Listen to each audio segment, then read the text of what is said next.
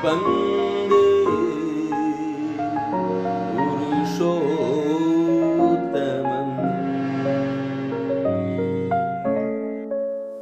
परम प्रेममय श्री श्री ठाकुर श्री चरण में मोर अनंत कोटि भक्तिपूर्ण प्रणाम। परम पूज्यपाद श्री श्री आचार्य देव श्री चरण में मोर अनंत कोटि भक्तिपूर्ण प्रणाम। जो समस्त दादा और माँ मैंने भाई माने बंधु माने सज्जन माने ज्ञानी गुणी साधु जो मैंने देखुं समस्त यथास्थान रे प्रेम प्रीति भल पाइबा भक्ति श्रद्धापूर्ण रात जय गुरु और प्रणाम जनाए। आशा करे समस्त भलरे अछंती। स्त्री पुत्र कन्या आदि समस्त को नहीं इष्टमय जीवन यापन करचंती। आउ समस्त को जमती ए इष्टिपुत जीवन इष्टमय जीवन प्राप्त हुए ताहाई परम प्रेम श्रीचरण रे प्रार्थना जनाए। आज ए भिडियोटी रे मु प्रसंग सत्यान्वेषण गोटे बाणी पाठ करी सुनाइबी। यही बाणी रे आमे जानिबा को आइबू जे अनुभूति कौन, ज्ञान कौन, धर्म कहा उपरे तिष्ठि रही, कहा उपरे आधार करुछि, कहा को आधार करी धर्म कहा उपरे आधारित ए विषय रे एई बाणी पाठ माध्यम रे आपन जणाइबी। तो ए बाणीटी पाठ करबा पूर्व मु यार पूर्वोक्त जो बाणी गुड़िक अच्छी से गुड़िक टिके उल्लेख करी हेले आम मन को बुझा आहरी सुविधा हो। जहाँ उपरे जहाँ किछि तिष्ठि रही ताहा ही धर्म आउ से ही परम पुरुष। धर्म केबे अनेक हुए नहीं, धर्म एक ही आउ तार कौनसी प्रकार नहीं। मत बहु हो पारे एमिति कि जेते मनुष्य सेते मत हो पारे ताहा बोली धर्म केबे बहु हो पारे। हिंदू धर्म, मुसलमान धर्म, ख्रीस्टान धर्म, बौद्ध धर्म इत्यादि कथा मो मत भूल। बरम एगुड़िक सबु मत कौनसी मत सहित कौनसी मतर प्रकृत पक्षरे कौनसी विरोध नहीं। भावर विभिन्नता रकम फेर गोटे को हुई विभिन्न प्रकार अनुभव। आज जो बाणी पाठ करने जाऊँगी से बाणीटी हूँ सबु मत ही साधना विस्तार पाई तेबे ता नाना प्रकार रे ही पारे। आउ जेतिकी विस्तार रे जहा हुए ता ही अनुभूति ज्ञान। तेणु धर्म अनुभूतिर उपरे।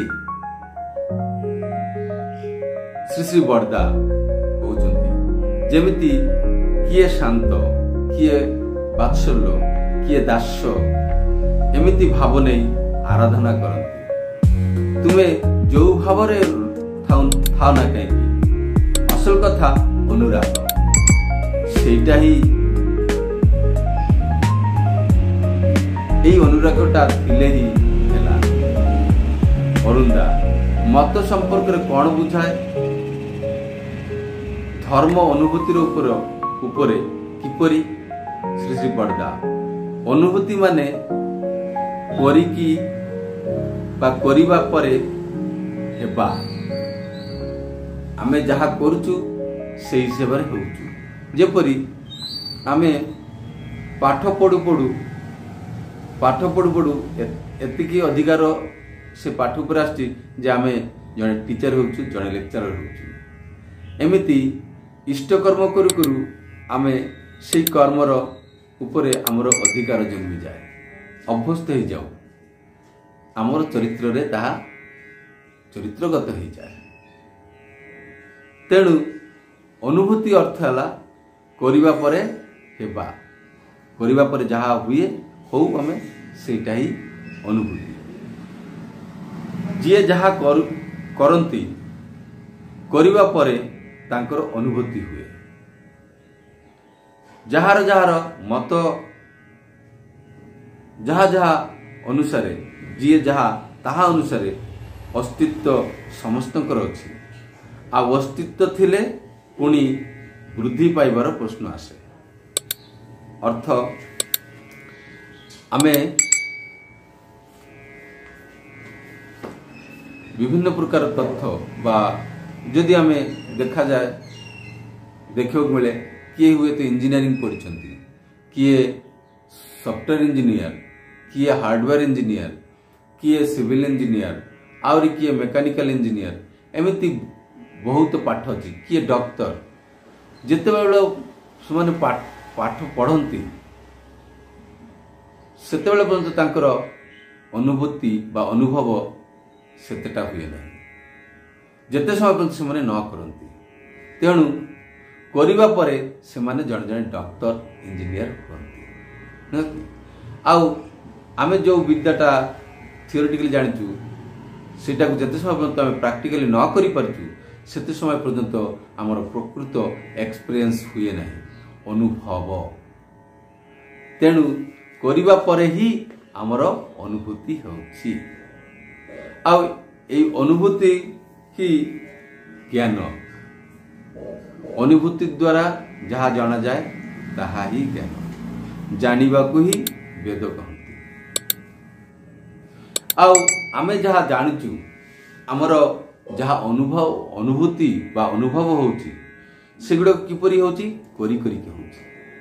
तो आमे जदि साधना क्षेत्र जीवा सबु मत ही साधना विस्तार पाए ता विभिन्न प्रकार रही पारे।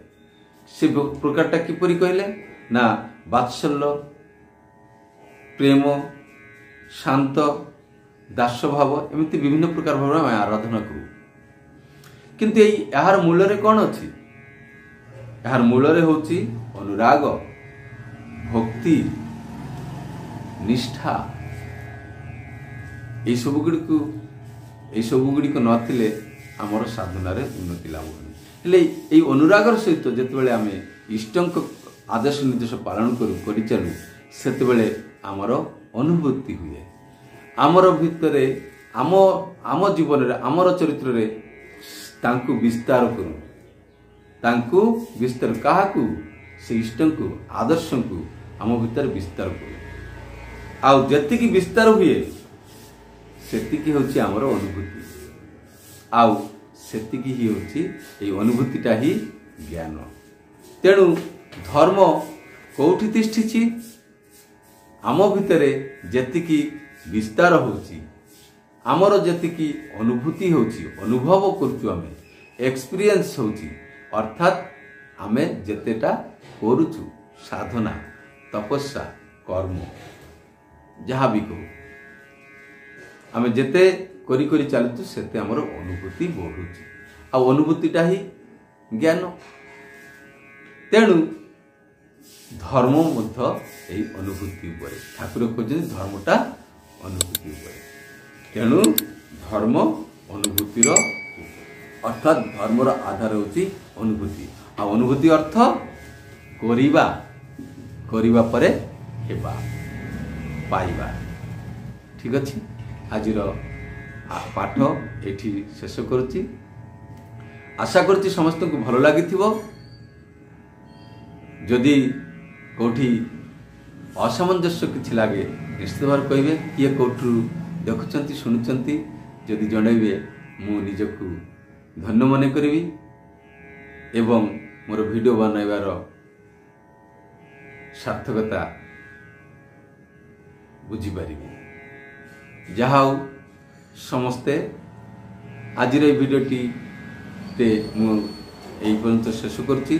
नेक्स्ट भिडियोटी आनिबा पर्यंत मु विदाय नौची।